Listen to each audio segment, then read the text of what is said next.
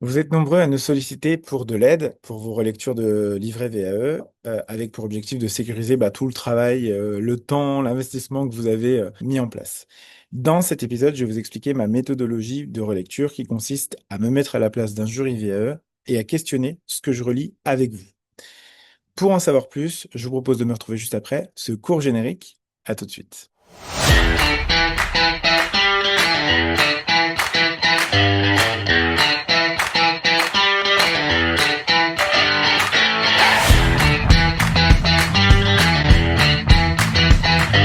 Bonjour à tous, bienvenue sur un nouvel épisode du Conseil VE du jour.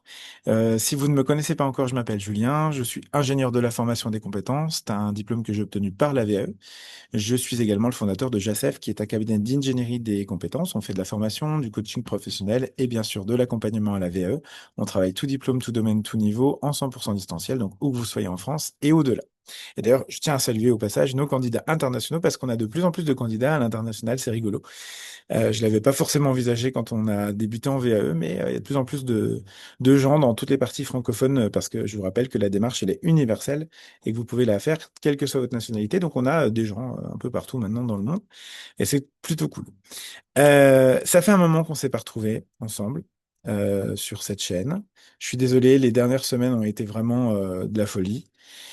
Et comme on n'avait plus de vidéos d'avance, j'avoue que j'ai plus eu l'énergie de revenir, de refaire les scripts, les tournages, Lucie les montages, etc., etc. Donc on n'a pas réussi.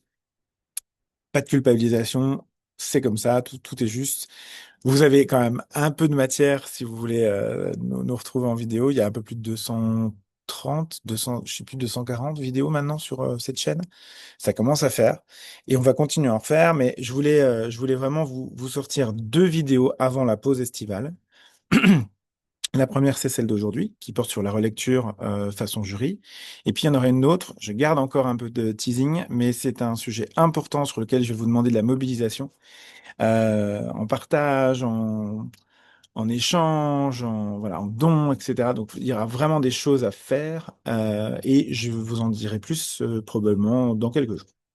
Mais je compte sur vous parce que c'est un sujet qui est hyper important. Bref, avant la pause, on a déjà ce sujet du jour pour laquelle vous avez cliqué. D'ailleurs, je dis ça, mais vous pouvez voir cet épisode à n'importe quel moment. Ce sera peut-être bien plus tard, peu importe. Le tout, c'est que ça vous serve. En fait, ça m'est venu parce que j'ai eu quelques candidats qui sont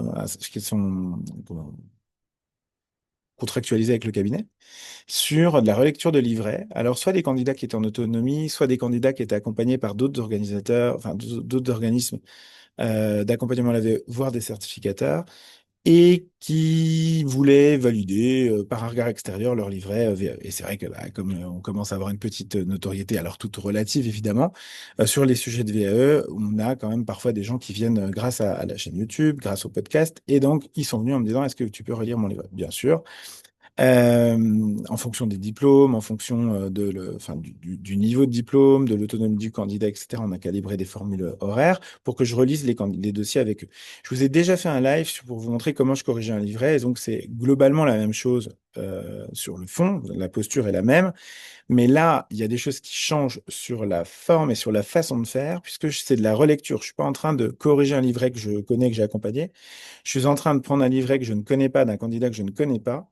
Et donc, je suis forcément dans une posture de jury de quelqu'un qui découvre le livret de son candidat. Et donc, il va faire le travail du jury qui est de savoir si on valide ou pas les compétences, tout simplement, hein. C'est le but du jury, je vous rappelle, c'est ça.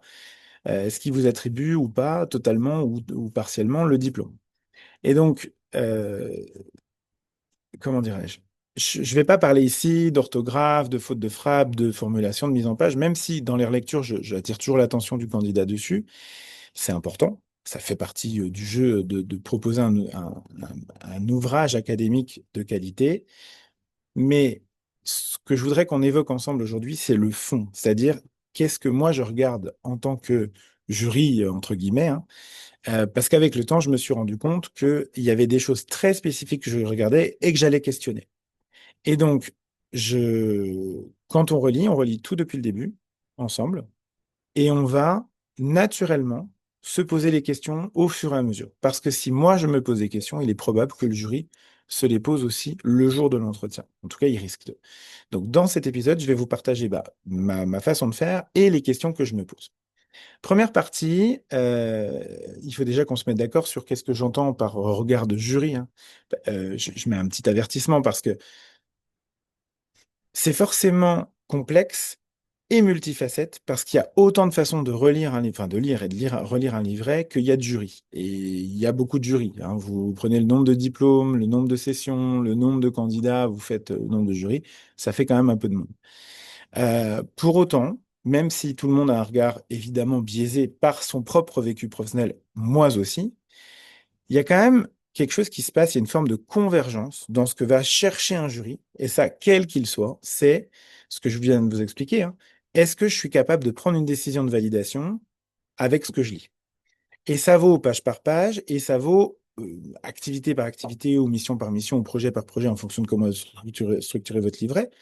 Mais ça vaut donc par page, par mission, et dans l'ensemble. Évidemment, en ayant en tête le référentiel de compétences de votre diplôme. Mais ça, je vous le dis forcément en tant que candidat, vous vous doutez bien que je me dis la même chose en tant que jury. Bien sûr, vous allez me dire, Julien, tout ne doit pas être dans un livret, il peut y avoir des problèmes dans un livret, et puis globalement, c'est le rôle de l'oral que d'aller approfondir un sujet, d'amener plus de compréhension, d'explicitation, effectivement. Et je suis d'accord avec vous. Le jury, s'il lui manque quelque chose, il pourra le questionner lors de l'oral. C'est d'ailleurs pour ça que la plupart du temps, ils mettent des petits commentaires dans les marges, où ils se font une petite fiche à côté, page par page, pour les questions qu'ils veulent vous poser. Mais je voudrais qu'on se mette quand même d'accord sur un point. Bien sûr qu'ils peuvent le faire. Et j'ai déjà emmené des candidats à la validation en ayant un livret pourri, je vous le dis très clairement, juste en préparant un bon oral. Donc c'est faisable. Enfin, c'est quand même beaucoup mieux quand le jury il a tous les éléments dès le début, dès sa lecture, parce que ça va simplifier son process. Et vous savez bien que quand vous simplifiez la vie des gens, ben, ils vous le rendent bien. Ils vous le rendent bien dans l'approche qu'ils vont avoir, dans l'accueil qui sera le leur, dans l'écoute qui sera la leur, et dans la façon dont ils vont vous amener les questions aussi, parfois vous aider à y répondre. Donc, lors de vos écritures, et a fortiori pendant vos lectures, vous devez toujours avoir en tête cette posture de jury, cette posture de regard de jury. Et c'est ce que je fais quand je reprends, alors que ce soit les relectures que je fais en double regard avec enfin, nos accompagnatrices en interne, elles accompagnent et moi je relis, soit pour nos candidats externes, qui soient autonomes ou accompagnés par d'autres. Je vais toujours chercher dans le livret les endroits où je suis pas capable de me prononcer. En tout cas, pas clairement, pas sereinement. Et je vais reprendre un exemple que j'ai mis en post sur LinkedIn cette semaine. D'ailleurs, j'en profite pour vous dire trois choses. Il y a trois choses à faire sur LinkedIn. Premier, si vous pouvez, suivez-moi. Donc, Julien Accard sur LinkedIn. Suivez la page JACEF, évidemment, parce que là, vous aurez toute l'actualité du cabinet. Et puis, vous avez aussi je vous invite à nous rejoindre sur notre groupe LinkedIn qui s'appelle Candidat VE d'hier, d'aujourd'hui et de demain. Partageons nos pratiques. Et Lucie vous mettra tous les liens en barre d'infos pour pouvoir nous retrouver sur LinkedIn. Mais il se passe des choses, donc c'est quand même intéressant d'y aller. Bref, ce que je disais sur LinkedIn cette semaine, c'est, je racontais que je lisais enfin le livret d'une candidate pour un BTS. Alors ceux qui sont en VE savent le format, hein, vous savez, fiche organisation, fiche poste, fiche activité, avec un dossier qui était sérieux. On a vu qu'il y avait un bon travail de fait avec son accompagnatrice, mais quand je suis arrivé sur la fiche poste 1, je l'ai lu une fois, je l'ai lu une deuxième fois. Et je me suis rendu compte que d'une part, en fait, elle n'expliquait pas ce qu'elle faisait. Pas clairement. Elle avait mis le focus sur certaines choses, mais elle avait pas une vision d'ensemble de son poste. Et surtout, il y avait un gros problème, c'était qu'on ne voyait pas son niveau d'autonomie et de responsabilité. Or, c'est hyper important. Bien sûr, vous pouvez le faire dans les fiches activités derrière. On le voit, votre niveau d'autonomie d'activité, mais c'est pas parce que vous le faites là qu'il faut pas le faire dans le niveau du poste.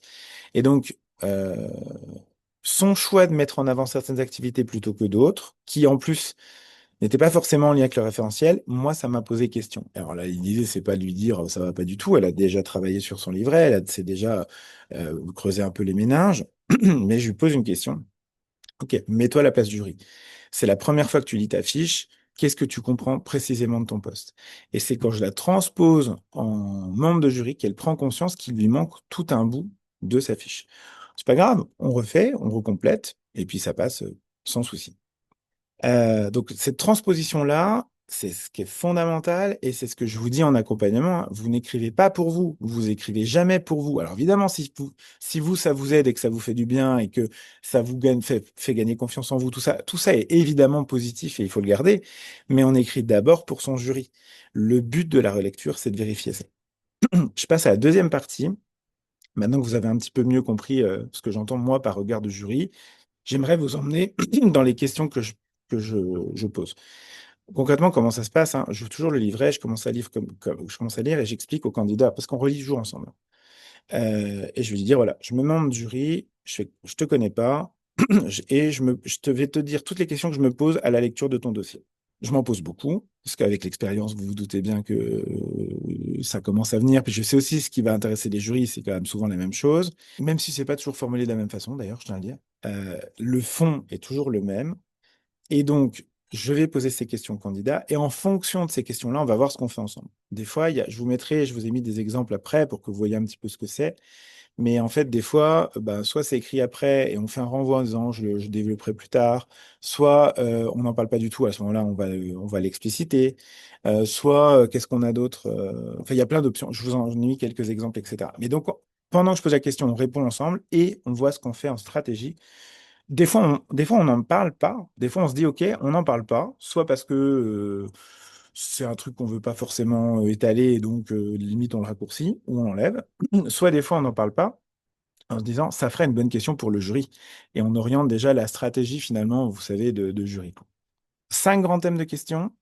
Les questions de compréhension, les questions de démonstration de compétences, les questions de positionnement, les questions d'analyse de prise de recul et enfin les questions de preuve.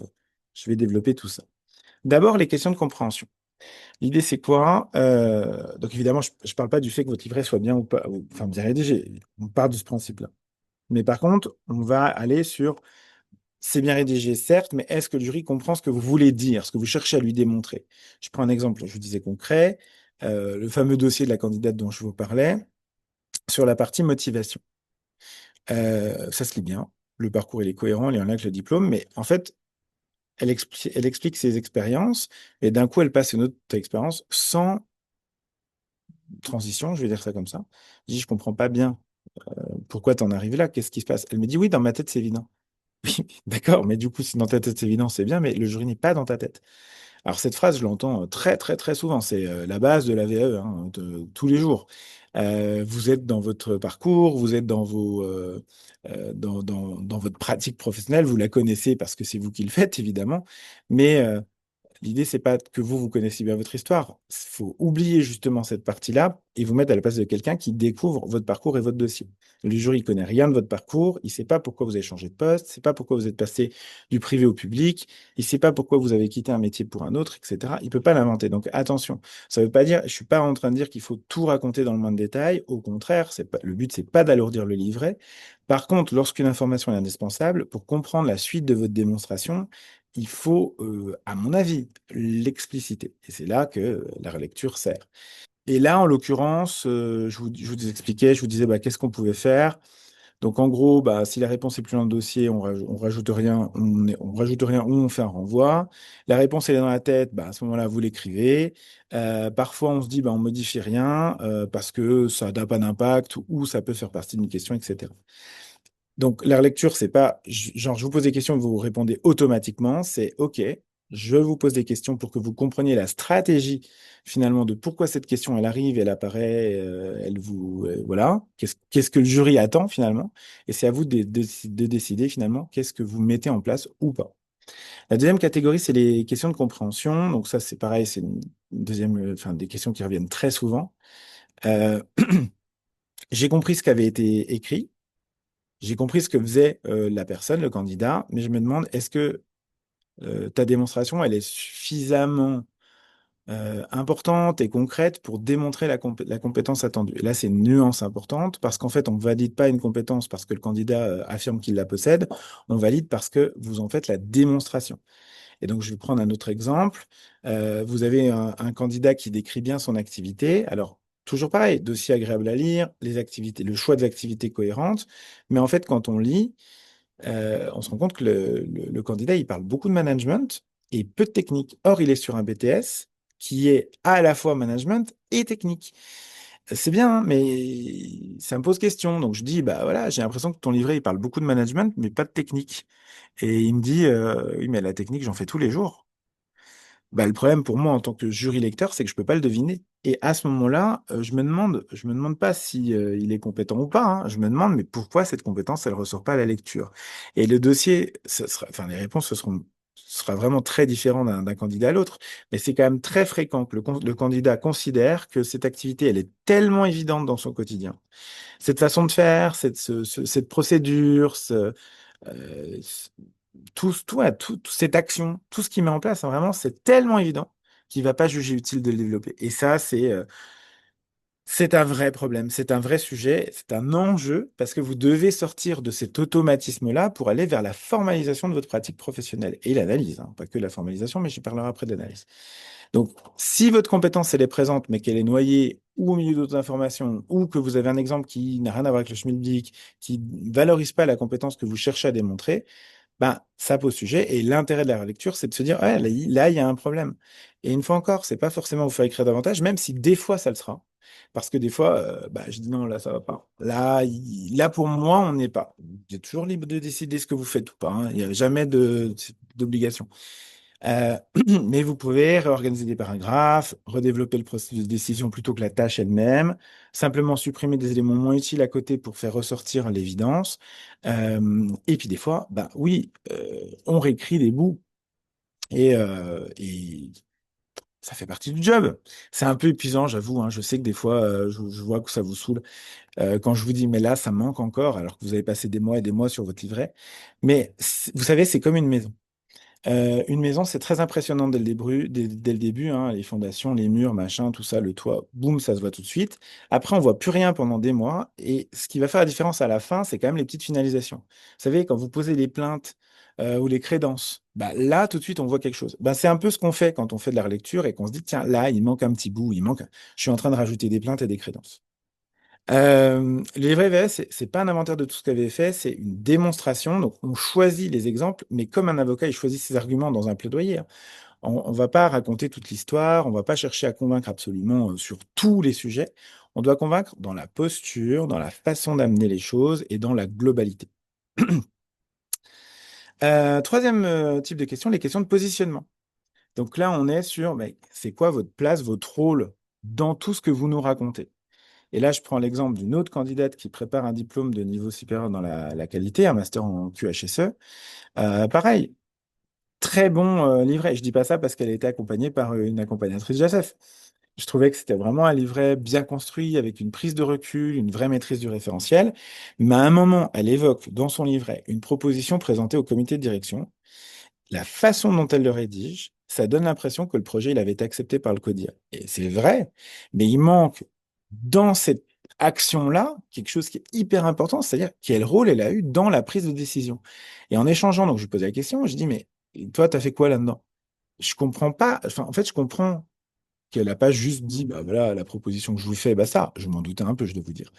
Mais elle avait préparé son argumentation, elle avait porté la présentation devant le comité de direction en présentant les choses, elle a répondu aux objections, et il y en avait notamment sur la partie financière, et elle a obtenu l'adoption de son plan à l'unanimité. Et ce que je dis en substance, c'est pas la même chose d'écrire que la proposition elle a été acceptée par le CODIR que tout ce processus que vous avez fait. Pourquoi? Parce que dans ce processus, vous développez, vous démontrez des compétences professionnelles qui sont d'un niveau master. Et c'est toujours pareil, c'est une question de positionnement. L'effet ne change pas, mais la façon dont vous allez le raconter est très importante. Et c'est toujours l'endroit où j'en reparle aussi, parce que c'est toujours la même chose, mais c'est fréquent dans beaucoup de vos livrets. Quand vous utilisez le nous ou le on à la place du je, nous avons décidé, nous avons mis en place, le projet a été validé, etc. Vous, dedans, qu'est-ce que vous avez fait? Donc là, dès que je vois des trucs comme ça, tac, je pose des questions, je pose des questions. C'était quoi ton rôle à toi? Qui a pris la décision? Qu'est-ce que tu as mis en place? Etc., etc., etc. Et c'est totalement le genre de questions que pourrait vous poser un jury pour savoir bah, quel est votre niveau de responsabilité dans le sujet que vous amenez. Parce que c'est vous hein, qui présentez le livret pour valider vos compétences. C'est pas vos collègues, c'est pas l'organisation, c'est vous. Je passe à la suite, à l'avant-dernière famille de questions, donc la question d'analyse et de prise de recul. J'en ai déjà un peu parlé sur l'analyse, donc c'est le fameux pourquoi, dans le sens pour quelle raison. Pour quelle raison tu as choisi cette méthode, pour quelle raison tu as choisi cette solution plutôt qu'une autre, pour quelle raison cette action-là était nécessaire, pour quelle raison tu as considéré que le résultat il était satisfaisant et à quel niveau était satisfaisant, pour quelle raison tu fais évoluer ta pratique, etc., etc. Donc, je pourrais franchement vous mettre pour quelle raison ou pourquoi à la fin de chacune de vos phrases. D'ailleurs, vous savez, j'ai la méthode du post-it où on écrit qu'est-ce que je fais, comment, pourquoi je le fais au moment de la rédaction. C'est la même chose en relecture. Vous devez vous assurer que le jury comprend pour quelles raisons vous mettez en place les choses. Et si je reprends ma candidate en master QHSE, là, sur sa démarche en impact environnemental, là, dans son entreprise en agroalimentaire, elle explique et elle relie aux enjeux réglementaires, il n'y a pas de souci, c'est l'attendu et c'est très bien. Mais mon but, c'est de comprendre quel est son degré d'analyse et est-ce qu'il équivaut à un master.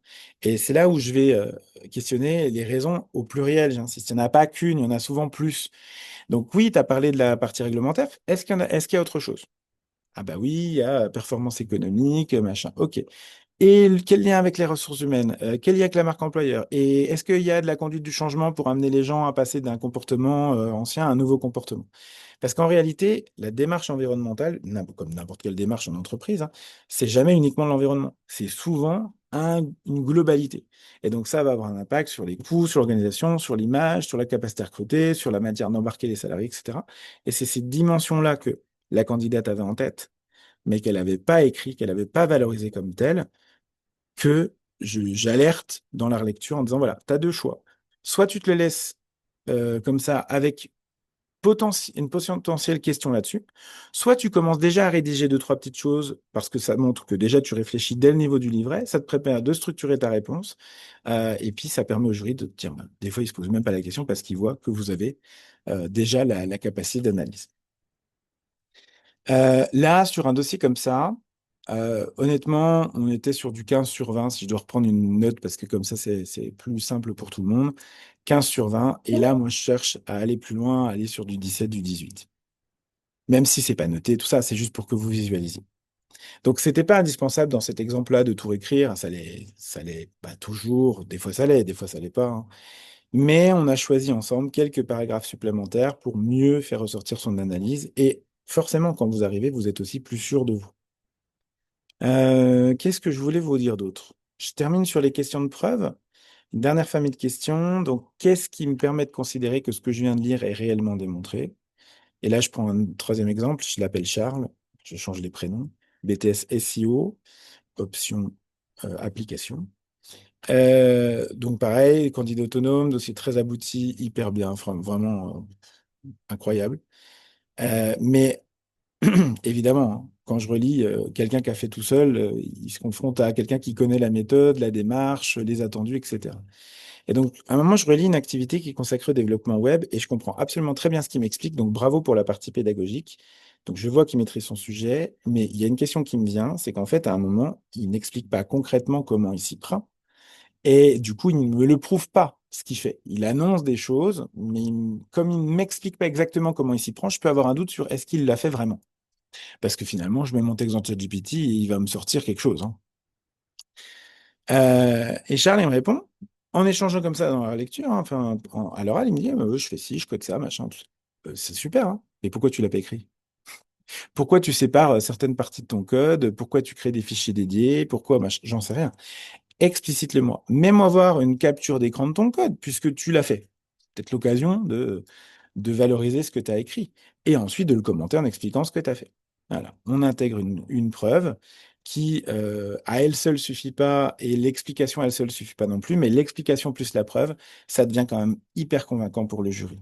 Et on va raisonner comme ça au fil de la lecture, à chaque fois en se posant la question, mais finalement, qu'est-ce que je démontre? Et je peux vous suggérer parfois des preuves, je peux vous suggérer, je repense à une autre candidate pour un BUT GEA GRH, où euh, elle avait expliqué une fiche procédure, euh, mais il n'y avait pas d'analyse des risques. Et quand je lui pose la question, mais quels sont les risques? Elle me répond les risques tout de suite. Elle me dit, il y a ça, il y a ça, il y a ça. Et je dis, mais pourquoi tu le formalises pas? Il me dit, je sais pas, je ne le fais jamais. Oui, bien sûr, ok. Mais là, ce serait intéressant de le formaliser. Donc, je lui montre simplement une cartographie, vous savez, criticité, probabilité de risque, là. C'est une matrice vert et rouge, en gros, hein, vert, rouge, orange, pour savoir qu'est-ce qui est grave comme risque ou pas. Elle me dit, ah, bah oui, c'est super. Ouais, juste, tu peux recontextualiser. En fait, tu peux reformaliser ce que tu as dans ta tête parce que tu as fait ton analyse des risques dans un document qui va formaliser que tu as fait ton analyse des risques. Et c'est aussi ça le but des relectures, c'est de vous donner bah, des tips, des outils, des machins. À l'inverse, je vois aussi des candidats qui ont énormément d'annexes, des dizaines, parfois hyper intéressantes, mais si le jury comprend pas réellement pourquoi elles sont là, ça va pas aider, hein. Donc faites bien le lien entre ce que vous dites d'un côté et la preuve de l'autre. C'est ça la logique de démonstration. Voilà, j'arrive à la fin de ce que je voulais vous raconter. J'espère que cet épisode va vous permettre de relire votre livret différemment avec les questions. Peut-être faire émerger des questions que vous ne seriez pas encore posées au moment de la relecture. Il reste une difficulté quand on travaille depuis plusieurs semaines, plusieurs mois dans son livret, on finit forcément par manquer de recul. J'ai été candidat VE, je le sais très bien. Puis on est aussi fatigué et on a aussi marre, hein, je dois dire. Euh, pour autant, souvenez-vous, la maison, les finitions, c'est hyper, hyper, hyper important de pas bâcler ce travail de relecture, même s'il arrive en fin de projet, etc., que vous en avez marre. Euh, C'est aussi l'intérêt de faire appel à un cabinet, de faire appel à quelqu'un qui est extérieur pour avoir un accompagnement dédié à la relecture. L'idée, c'est de vous confronter à un regard extérieur, expérimenté en VE, et puis qui va vous lire votre livret avec un regard novice. J'avais déjà fait un épisode où je vous expliquais les différentes ressources, hein, les collègues, vos responsables, etc., qui pouvaient vous amener des choses, mais l'avis d'un éclairé, d'un accompagnateur VE, c'est quand même toujours intéressant. Et donc, si le cœur vous en dit, bah, je vous invite à nous contacter pour réaliser cette prestation ensemble. Elle est finançable en plus par le CPF, les OPCO, employeurs, l'autofinancement bien sûr, etc. Mais voilà, on échangera ensemble sur les passages qui vous interrogent, le livret dans son ensemble en fonction de ce que vous voudrez faire, hein. On s'adapte à vous. Et qu'est-ce que je voulais dire d'autre? Ouais, en moyenne, une relecture, je trouve c'est quand même important de vous le dire, c'est en fonction de la taille de votre livret, de votre diplôme, entre 3 et jusqu'à 10 heures d'accompagnement. Le plus tôt vous anticipez, le mieux c'est, parce que je vous rappelle qu'on a des délais de rétractation de 15 jours, sauf renoncement express, mais vous avez ça quand même qu'il faut avoir en tête. Parce que, en fait, c'est pas parce qu'on relit qu'on dépose le livret. Souvent, on relit, vous avez encore un peu de travail à faire, et ensuite, on fait une repasse, et à ce moment-là, vous pouvez déposer. Mais donc, du coup, mon message, c'est anticiper au maximum bah, vos demandes de relecture.